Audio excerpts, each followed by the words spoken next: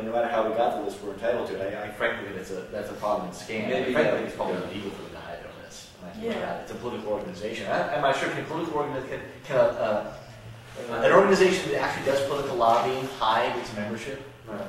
Well, I guess I decided they're like a Stalinist political organization or a democratic socialist organization. It's up for them to define themselves, I guess, by the way. Yeah, good question.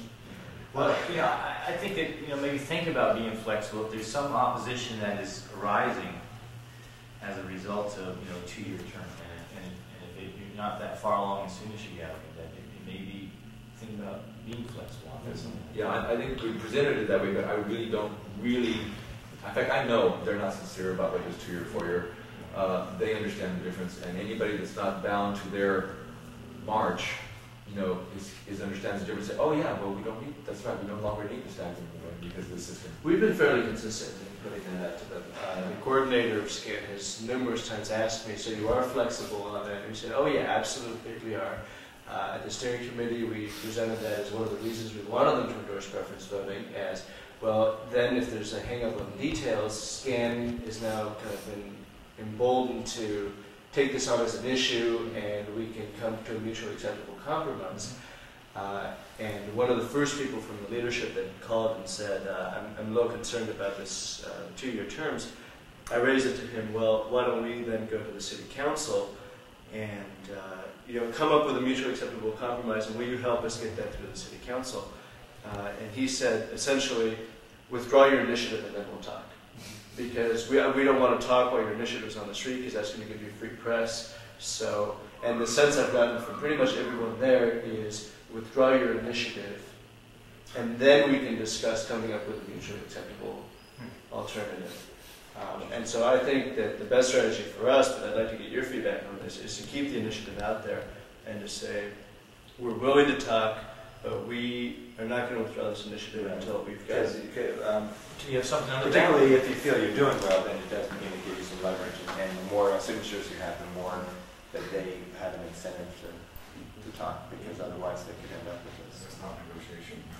Yeah, and that's your leverage. You could, easily say, well, let's talk about what you council members are willing to put on the ballot, and if we like it, sure, we'll withdraw ours. It's different than ours, but it's okay with us. Sure. I kind of have trouble with the pro-democracy initiative going to 4-year term or keeping 4-year terms, because I think 4 years is the council. I mean, my personal feeling is that's too long.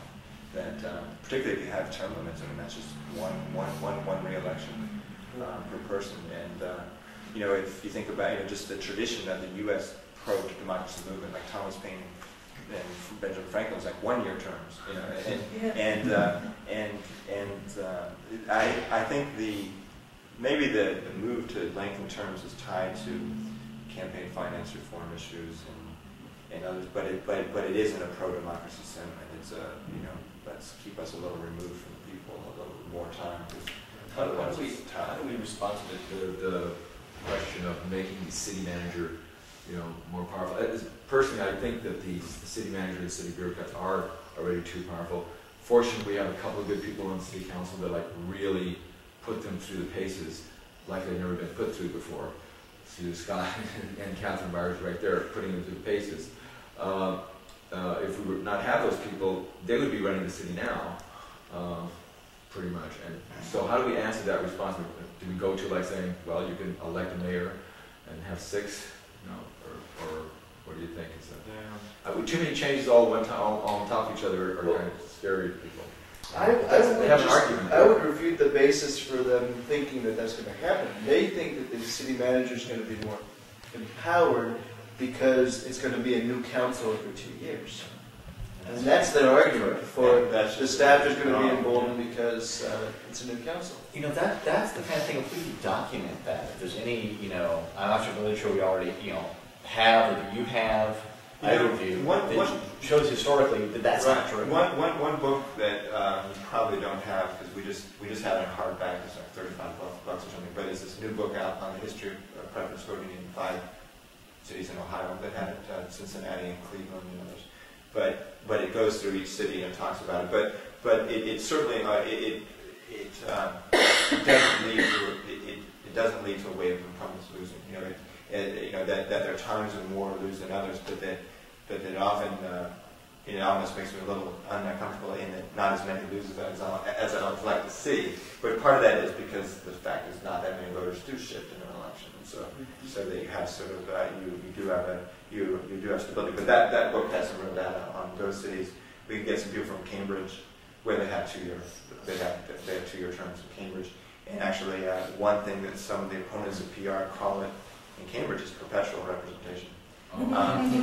And because it's, if you have a base of support, again, so it's only 10 to 20% of voters are really going to change their mind. It's only 1 or 2 seats. So the other 7 seats generally stay. And it's usually 7 or 8 or 9. And sometimes it's all 9. Because only 5% of people really change their mind in the election.